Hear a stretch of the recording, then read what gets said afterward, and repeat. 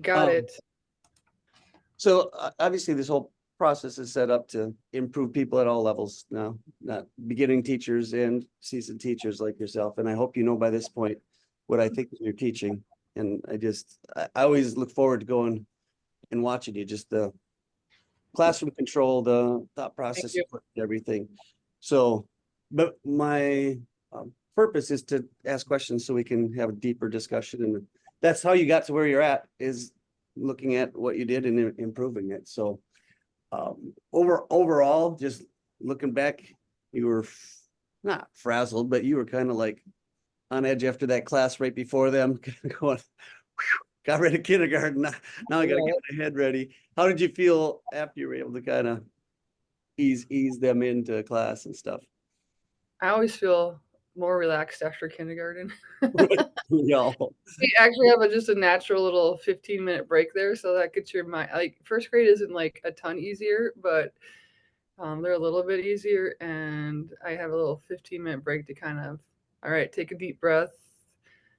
Where are we going next? Type of situation. So I felt fine, and we're doing basketball, which is something I'm very comfortable with as Yeah. well. So it's not like it's something out of my wheelhouse or anything. So So we talked about beforehand, how do you know what percentage were you really looking for of first graders to be able to actually follow your yeah, direction and stuff? Where was your estimate? I mean, if In I'm, count, you know. when we were shooting at the baskets, obviously we were doing a little bit better job. I felt we were in smaller groups. It was a little bit more controlled. Mhm. And so that was more where I was looking, and I felt like, um, if they weren't doing it, if they were, looking more like a throwing motion, I just had to correct it. Usually just saying the word push to them Huh. got them corrected, I felt. I saw a lot of one-handers, but they were still, you know, Shake. still pushing the ball. And so I don't know what the percentage was, ballpark figure, but it was definitely the majority of them. So And so you were satisfied with where they're at so far. at the first grade level for sure. And so my main objective was really to try to be like, okay, this is shooting. Let's notice the difference between shooting and throwing. So I think they got the gist of that. So, and So it- some of your key words were push. push. I remember hearing chin or something. Yep, ball bite starts by your chin. Okay. Starts by your chin, hand underneath, and push the ball. So when I get to older kids, we use the word beef. Have you used that before? Beef stands for just balance, eyes, elbow, and follow through. And then we talk about what all of that looks like. With the younger kids, I really simplify it for them. Just, Yeah, I think that was wise. yeah. The older kids get it too. And we talk a lot about, you know, and I said it once with the first graders, have you watched basketball before? Have you seen this before? And you see a few kids in first grade like put that together, but you go up to third, fourth, fifth grade, you're like, oh yeah, I watch LeBron or whoever. So, And the so one kid had that follow through hmm really well. And yeah, I like how you kind of emphasized him. He appreciated that yeah, and little shout out. that's one of my jumpier kids too. So, like, if I can keep him on track by, yeah, Yeah. by complimenting what he's doing, that's going to be helpful to me. So, So where did you get beef from? beef is something I grew up with. Your teacher? Okay, I was gonna say your coaches. Wasn't necessarily my coaches because it's more like an elementary type of way to, but probably like my elementary PE time. So, or maybe even like rec league or something like that when I was much younger. Okay. So that's something I've just had forever. So those key So the balance means your feet are separated, your toes are pointed to the rim, uh, and your knees are bent.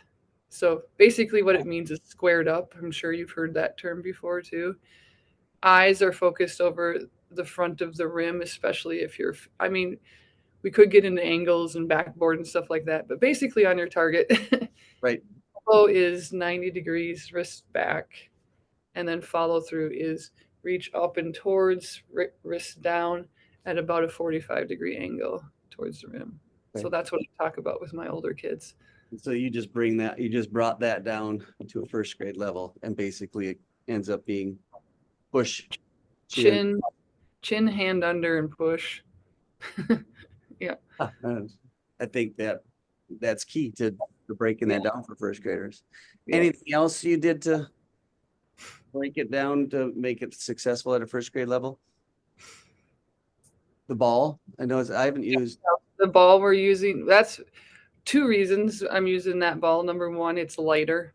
So some of, the littler first graders can still have a chance of getting it up there at the 8-foot rim.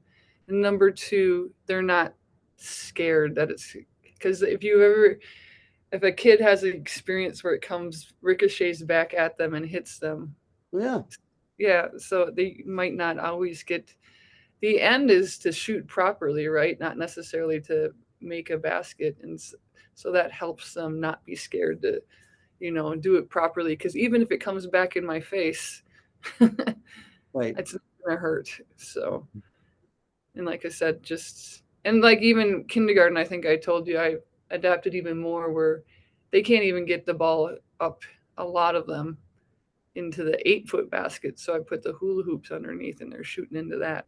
Another adaptation. Yeah. Yeah. So, And what I liked is that ball doesn't roll as far. and So then, yeah, you don't chase it all over the place. yeah. Well, I used the minis for Hmm. mine because they're lighter and all the reasons. But I still have a lot of kids, that ball hits a toe and Hmm. they're running all over the place. And so it's quieter and not running around. Then they're not sitting there bouncing it because it doesn't bounce. And no, and I'm gonna give that one a try, especially for my littles, I think. Yeah.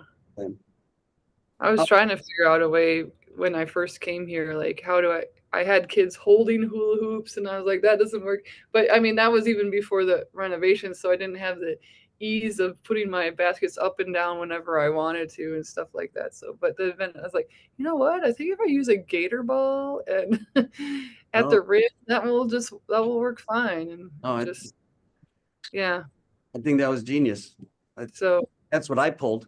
I'm like, I'm gonna give that one a try. That might save me some headaches and some trips to the nurse. Because when those basketballs come down, they hit the kids. I know they're not really hurt, but they want to go to the nurse. And mhm, frankly, I can't teach with them crying, so I mm, need to go to the nurse too to stop crying. So yeah. yeah. So, I was trying to think of a way to phrase a question to get you to really think. And I'm going to phrase it this way. If you had a student teacher and they brought you this lesson, what would you have them think through? Because I think a lot of things went well in this lesson because of what you've done prior to that. What do you think you did prior to that to set this up that made the lesson just flow between transitions and those types of things? What do you think? for me, honestly, it's a lot of trial and error and failure through the years. So So, you had a student teacher that brought you this lesson. They said, "Hey, I'm going to do it this," and they said the exact same activities. But as yeah, you know, two yeah, different people doing the same activities as a teacher can look yeah, yeah. drastically different. What do you think you've learned from those past that made this lesson go well? Uh, at the beginning, I had them working in, I don't know if this is exactly what you're looking for, just the way I think through groups too. I had them in their squads, but I wanted them in 6 groups so you could see me moving some people around. So I was very thoughtful about like who was with who when we were at the individual baskets and where they might be successful. So they generally stayed within their groups, but there was definitely a few little trades and switches there that I felt would help some of the kids out, or I knew you have to kind of know which kids can handle which kids. Like who can Jackson handle working with? He's not going to be able to work with an overpowering boy who was yelling at him. So he was with a couple of, more supportive girls. And still he struggled a little bit, um, but he might have been totally checked out if he was in the wrong group. So just being mindful of who is working with who, um, definitely. Um, I like to try, like, so there, I don't want to have more than one big transition in a class period either. So we started at the baskets, we were shooting at the baskets, we made it a little competition, we're still at the baskets, we Right. made it into a game, we're still at the baskets. Then I moved to popcorn basketball. That was my one major transition. I'm not going to do major transition, major transition, major transition, and Uh, just limiting those major transitions. So, that's your trial and error. yeah. Yep. Yeah. Yeah. So, yeah. And just, well, like I finally figured out, gator balls at the 8-foot rims, like this works. Like they're motivated by this, like the hula hoops and the partner where I had them holding it, they weren't as motivated you know, so that's part of the trial and error too. So, There's something about making a real basket in the yep. hoop with the basketball, just like the basketball players they see on TV or at the high school games. Yeah. So, yeah. So the trial and error of that, the grouping, minimizing transition as much as possible. Okay. So, How about the behavior? well, just the built-in already behavior management. So obviously that comes with a lot of training with the whistle and then talking to kids. Kids straighten up really fast when you just compliment kids that are doing it right. And That was that whole PBIS. I mean, that was one of the focus of yeah. your lesson was to use PBIS language, which is exactly that. Yeah, call out the positive, preempt, but Mm-hmm. preempt the Yeah. behavior we're teaching by telling somebody else you're doing something well, you're actually teaching the other kids. And just, like that whole thing at the one basket where they were coaching Judah, Hmm. that was amazing because those two kids that were working with him are not necessarily known for that. Oh, I didn't, So, yeah, I didn't yeah, pick that up. yeah. So, I mean, they're not bad kids. They're just not kids that, I don't know, Yeah. they're a little squirrely kind of, you know, little boys. And kind of, you expect them more to be chasing after the ball and wrestling. Yeah. The fact that I didn't even know what happened at first, and I just heard the, yeah, and just scream, and I looked over there, and I quickly figured out what was going on, and just like made it a really huge deal, Yeah. and so I think that helped, and then you heard Judah give them a shout out at the end of the day, too, so it kind of went full circle, as well. So, Yeah. But you've but I, created a place mm-hmm, where obviously I mean, you didn't purposely intend them to do that, but you've created the atmosphere yeah, where that was able to happen. And then giving Judah the chance at the end to mm-hmm, shout out back. I mm-hmm. love that piece. That's another thing I might try next year. Mm-hmm. Implement, see if I can handle They it. love it. Like sometimes I literally have, and it's all the way up to fifth grade. They love it, and um, sometimes we'll spend like 3 minutes. We'll be like up to 10 people shouting people out. Every once in a while, you get someone being goofy, Yeah. but um, but for the most part, I'd say 98% of the time they're right on it with all of everything they're saying. It's just a legit. Do you think what's the motivation for them to shout somebody out? Do I don't. I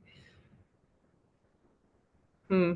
feels good to give somebody a compliment? I hope it feels good because it feels like it's, you saw it yesterday. It feels genuine, like they're actually thinking about what was going on and who was helping me and who was doing a great job. It's not just, Yeah. you know, I want attention and I want to talk. It feels like they genuinely want to say thank you. Yeah. So, Well, so tonight, tap your brain. Uh, next year, just to, again, how you set that up. All right. Again, two different teachers trying something different in different Yeah. situations. It can look very different. I did a little bit of it at the beginning of this year and it kind of worked. Hmm. But like I said, I think it's awesome. And you got a compliment from Soup when he walked through doing that, right? Yeah, I did that at the end of a pretty competitive game, and he's like, "I've never seen that before." Yeah. That was awesome. Yeah. Yeah. So So I like that for and it's sure. helped before too because I've actually had like a fifth grade class. I think it was last week. It got whatever. I can forget what we were doing, but whatever we were doing, it was pretty competitive, and it got a little chippy at the end. And so we sat down. I'm like, oh, do I do shout outs or not? I'm not sure. But I'm like, all right, guys, I want to end on a positive note. Okay, let's do some shout outs. And then it completely turned in like 2 minutes the feeling of the way we ended class. It was pretty interesting because we were focusing on the positive and not the negative, in which just happened. Yeah. So, it was kind of interesting. And And that so, calms them before they're heading to the door too, a little bit, rather than blowing a whistle and they all just run to the door and line up. and talk about how he did that or she did, she did this. I mean, it's not, 100% foolproof, but No. it works a lot of the time and it just keeps everything in a good light. Is the hardest part of that giving up the 3 minutes? No, because I feel it in the long run, it probably helps me just keep a more positive environment for my class. It just helps everything run smoother, you know? That's So now that you've done it, it's worth it. yeah. So, I mean, and technically that's part of, I mean, I'm not sure exactly where it fit in, but I bet you could figure out somewhere within the standards where Oh, absolutely. that fits in. That's So about, yeah, it's not giving up 3 minutes. It's a part of, you right. know, Yeah, part of, that's the hard part for me is thinking of it as not giving it up. It's actually a very strong part of it. And Mhm. I always see an activity going and it's going well, and it's like, oh, they're doing so well. They're doing they're doing this Yeah, game exactly what I wanted, or the game you were doing yesterday, the yeah, popcorn. It's like, oh, yeah, to get that last kid in, but if I do that, now I'm going to be short on my time, and that's the game I play up here. yeah. But I know there too, and we do have times where we just don't have time for shout outs, and kids will be like, "Shout outs," and I'm like, "No, sorry, I'm like, you can go shout somebody out. Just you can go tell them, yeah, it's okay." So that might be even better not to do it every single time. Do it yeah, multiple, but then they miss out, kind of like a B tickets. hmm. A lot, but not every time. Or you call them blue tickets over there, or Well, we have blue and we have red. Yep. so. So But if you give them out every time, it's more of an expectation. If you give them out, sometimes it's not. So, yeah. all right. Kind of looking forward that next year you do a lesson, or even next lesson. Are you gonna circle back and do more shooting with first graders, or what's your thought process now that you've seen them? What do you do now? Where do you head? That was that was lesson 4 in my basketball skills. So we're done. That's popcorn always basketball always is last because that's kind of like for the younger kids the fun culminating event for them as you saw. Yeah. I'm like sweating. Oh man, managing keeping this under control is because they get so excited they can't contain themselves. But yeah, that you should see that. Sometimes I had to peek in there too, and I'm like, they calm down. They're just like on the inside. They're like, oh, and I don't know if you noticed the popcorn machine. The very last one, I had to put a whole bunch of boys in there. It was starting to move the popcorn machine. Yep. I So, noticed. but that's it. I mean, what moves on is just now next year in the second grade. Um, they'll start to get, we'll move up. We'll use real basketballs when we're shooting, or just kind of, just the next scaffolded step um, as they're progressing um, uh, further and further up. So Would you ever, as a circle back, we've talked about that in PLCs a lot. What do we do with the 6% that aren't getting it, you know? Would you ever circle back even just to that game again and just play a game like that, or do something where, okay, I'm not bringing back the whole basketball unit, but I'm gonna do one transition and we're gonna work in, or would you do stations where you had one shooting station I do stations sometimes where there's a shooting station. so you could Yeah. hone those 5 or 6 kids that just didn't get it? Yep. Yep. I do try to mix up my stations, and that's how we'll get some extra practice with skills we've already worked on. So, I was wondering how you did that because we've talked about that a lot in PLC about how it's not fair to just do yeah. you. Oh, we're done. Yeah. It's great for 90. And it's harder with some skills than others. Obviously, gymnastics is pretty hard to circle back to, but throwing and catching is easy because there's just a lot of that can get involved anywhere. Yeah, you could do that same game, just do it at throwing instead of shooting. Yeah. If Yeah. if you wanted to go through the stress of popcorn again, you know. Yeah. I know. Sometimes they choose it too as their reward day. I've had that is one that does make it into the conversation sometimes. Okay. It's not as common as tag or parachute or dodgeball, but or night at the museum. Right. But it does make its way in from time to time. So Okay. Anything you can take from the conversation, from your reflection moving forward? Anything you, I mean, not major changes because nothing major needed to change, but anything, any ideas? not off the top of my head. Okay. Well, like I said, I just didn't want it to be a Yeah. waste of time. But All right. It gives you a timer for your recording too, huh? oh, it just popped up, looked like I have the free version, so I'm limited Yeah. to Right. the time thing, so. But anyways, yeah. No, I'm good.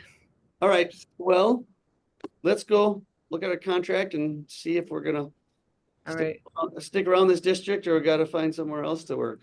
You're recording this, remember? Yeah. All right. All right. Yeah, have a See you great later. day. Nice job. Thanks so much. Thank you. Bye-bye.